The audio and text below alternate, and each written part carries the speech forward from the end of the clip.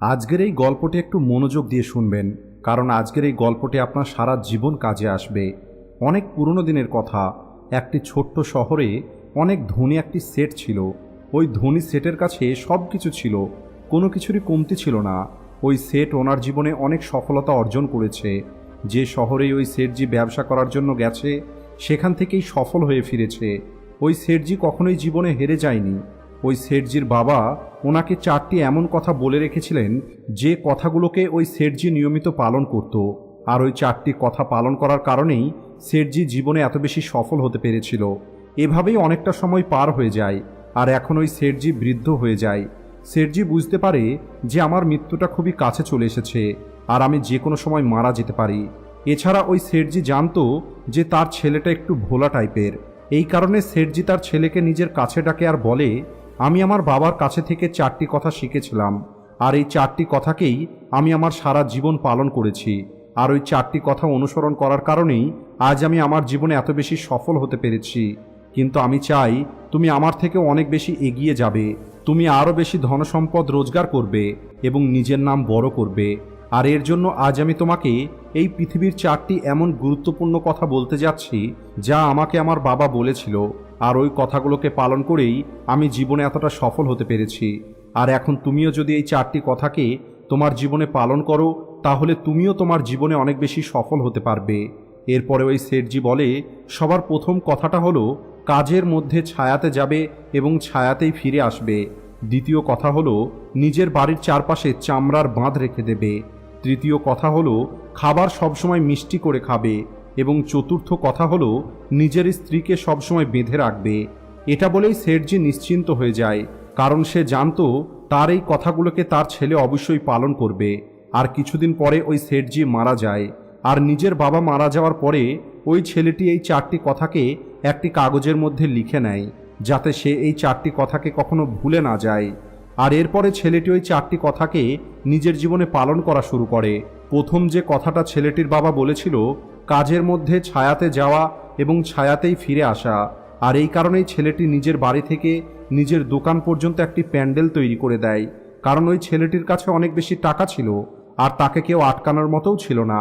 আর যখনই ওই ছেলেটিকে কেউ জিজ্ঞেস করত যে তুমি এমনটা কেন করলে, তখন ওই ছেলেটি বলতো যে আমার বাবা আমাকে এমনটা করতে বলে গেছে। এরপরে ছেলেটি তার বাবার বলা দ্বিতীয় কথাটা অনুসরণ করে।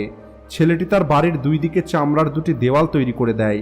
আর এটা দেখে চারপাশের মানুষজন অনেক বেশি রেগে যায়, কারণ ওই চামড়ার কারণে দুর্গন্ধ তৈরি হওয়া শুরু হয়ে যায়। আর যেহেতু ওই ছেলেটির কাছে অনেক বেশি অর্থ ছিল, তাই কেউ এর বিরোধিতা করতে পারছিল না।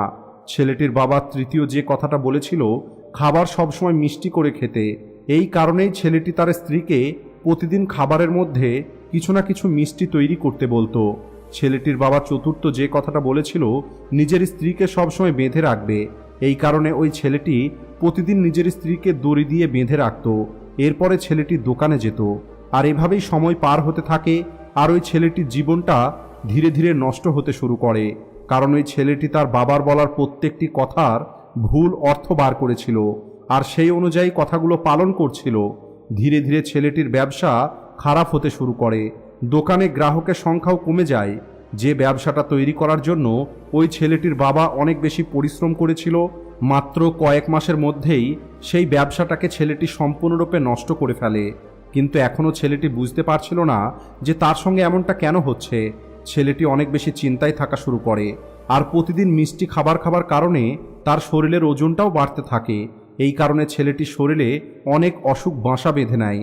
আর ছেলেটি তার স্ত্রীকে বাড়িতে বেঁধে রাখার কারণে তার স্ত্রী রাগ করে তাকে ছেড়ে চলে যায়। ছেলেটি তার স্ত্রীকে অনেক বোঝানোর চেষ্টা করে, কিন্তু কোনোভাবেই ওই ছেলেটির স্ত্রী রাজি হয়নি। দেখতে দেখতে ওই ছেলেটির অবস্থা অনেক খারাপ হয়ে যায়।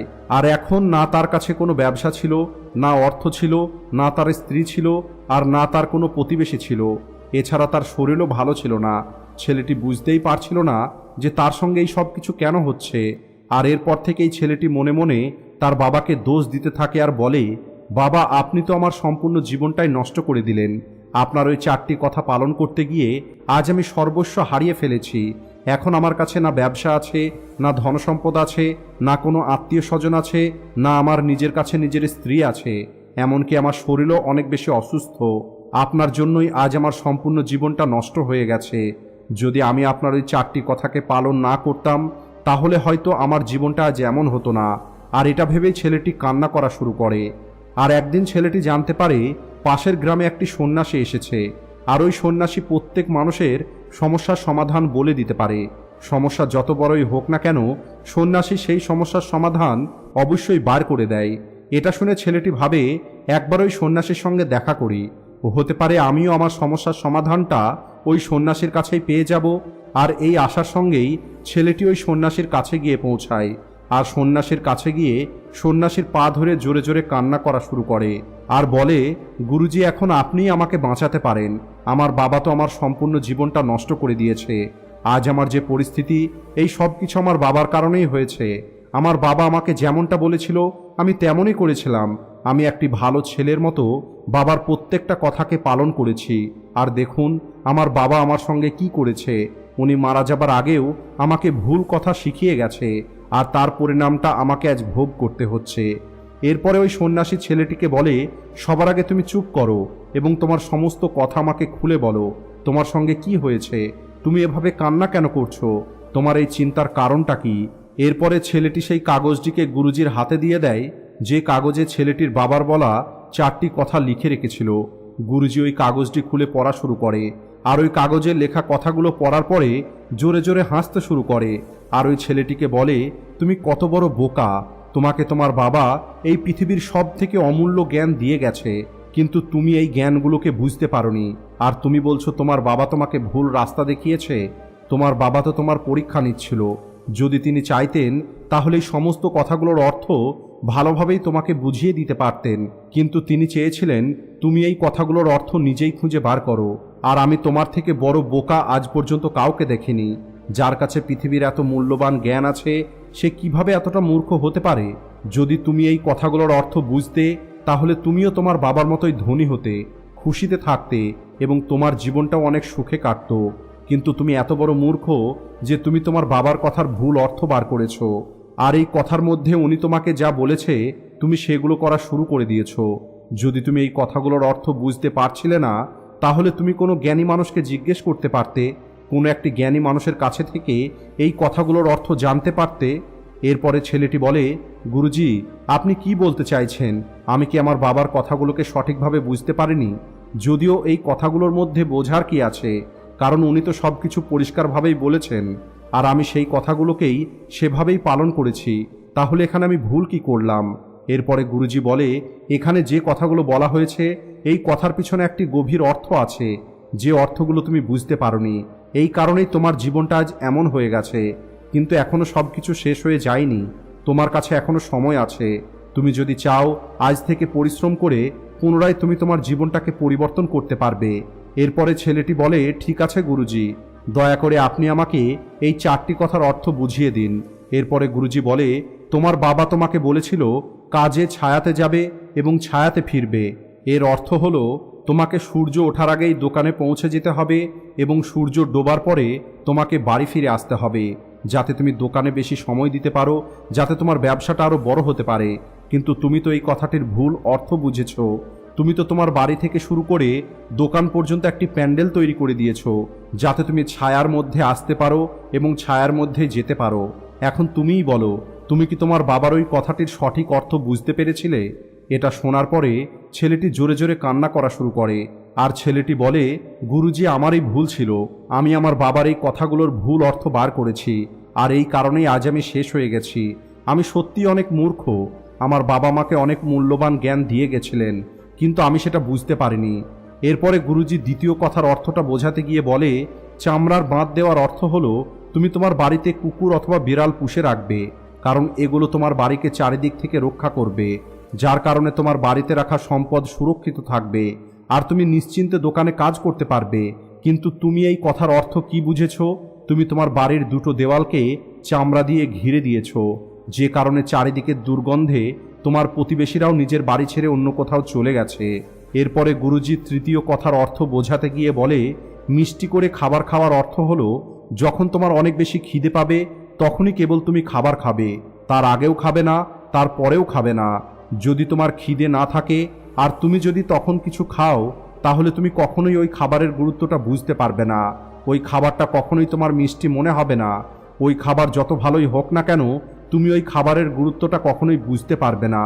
কিন্তু যখন তোমার অনেক বেশি খিদে পাবে, সেই সময় যদি তোমাকে শুকনো রুটিও দেওয়া হয়, তাহলেও সেই খাবারটা অমৃতের থেকে কিছু কম মনে হবে না। সেটাকে তুমি অনেক ভালোবেসে খাবে, আর ওই খাবারটা তখন তোমার মিষ্টি মনে হবে। আর এই কারণেই তোমার বাবা বলেছিল খাবার মিষ্টি করে খাবে, যাতে তোমার স্বাস্থ্য ভালো থাকবে। কিন্তু তুমি এই কথাটার ভুল অর্থ বার করেছো, আর তুমি রোজ মিষ্টি খাবার খাওয়া শুরু করেছো, যে কারণে তোমার ওজনটা বেড়ে গেছে, আর এই কারণে তোমার শরীরে অনেক রোগ প্রবেশ করেছে। এরপরে গুরুজি চতুর্থ কথাটির অর্থ বোঝাতে গিয়ে বলে, স্ত্রীকে বেঁধে রাখার অর্থ এটা নয় যে তুমি রোজ দড়ি দিয়ে তোমার স্ত্রীকে বেঁধে রাখবে, বরং এর অর্থ হলো যখন তোমাদের মধ্যে কোনো একটি কথা নিয়ে মতপার্থক্য তৈরি হবে, তখন তুমি তোমার স্ত্রীর হাতটা ছেড়ে দেবে না। নিজের সম্পর্ককে সবসময় বেঁধে রাখা খুবই দরকার। নিজের সম্পর্ককে খুলে দেওয়া উচিত নয়, তা না হলে ওই সম্পর্কটা তোমার হাত থেকে দূরে চলে যাবে। আর আমাদের মধ্যে বেশিরভাগ মানুষ ঠিক এই ভুলটাই করে থাকে, আর এই কারণেই অনেকে নিজের সম্পর্ককে হারিয়ে ফেলে। আর এই ভুলটা তুমিও করেছো। তুমি তো তোমার স্ত্রীকে দড়ি দিয়ে বেঁধে রেখেছিলে, তাহলে সে কি করে তোমাকে ক্ষমা করবে? আর এটাই হলো কারণ যে তোমার স্ত্রী তোমাকে ছেড়ে চলে গেছে। তুমি তোমার স্ত্রীর সঙ্গে যেটা করেছো সেটা ক্ষমার যোগ্য নয়, কিন্তু তোমাকে তোমার স্ত্রীর কাছে ক্ষমা চাওয়া দরকার, কারণ তুমি অনেক বড় ভুল করেছো। আর তাই তুমি যাও আর তোমার স্ত্রীর কাছে ক্ষমা চাও। আর এই ছিল ওই 4টি কথা যা তোমার বাবা তোমাকে বোঝাতে চেয়েছিল, কিন্তু তুমি এই প্রত্যেকটি কথার ভুল অর্থ বুঝেছো, আর এই কারণেই তোমার অবস্থাটা আজ এমন হয়ে গেছে। কিন্তু এখনও তোমার কাছে অনেক সময় আছে। যদি তুমি আজ থেকেই এই 4টি কথাকে সঠিকভাবে পালন করা শুরু করো, তাহলে তুমি তোমার জীবনে আরও একবার সেই সব কিছু অর্জন করতে পারবে যাই কিছু তুমি হারিয়েছো। এটা বলেই গুরুজি চুপ হয়ে যায়, আর ছেলেটিও নিজের সমস্ত ভুলগুলো বুঝতে পারে। ছেলেটি ওই গুরুজিকে প্রণাম করে আর পুনরায় নিজের বাড়িতে ফিরে আসে। ছেলেটি পুনরায় এই 4টি কথাকে নিজের জীবনে পালন করা শুরু করে, আর ধীরে ধীরে ছেলেটির জীবন পরিবর্তন হওয়া শুরু হয়ে যায়। ছেলেটি পুনরায় নিজের ব্যবসা বড় করে নেয়। ছেলেটি নিজের স্ত্রীকে বাড়ি ফিরিয়ে নিয়ে আসতে সফল হয়ে যায়, আর ছেলেটির জীবন আনন্দে ভরে ওঠে। আশা করি আজকের এই গল্পটি আপনাদের ভালো লেগেছে। আর এই গল্প থেকে যদি আপনারা মূল্যবান কিছু শিখে থাকেন, তাহলে ভিডিওটিকে লাইক ও শেয়ার করতে ভুলবেন না। Thanks for watching.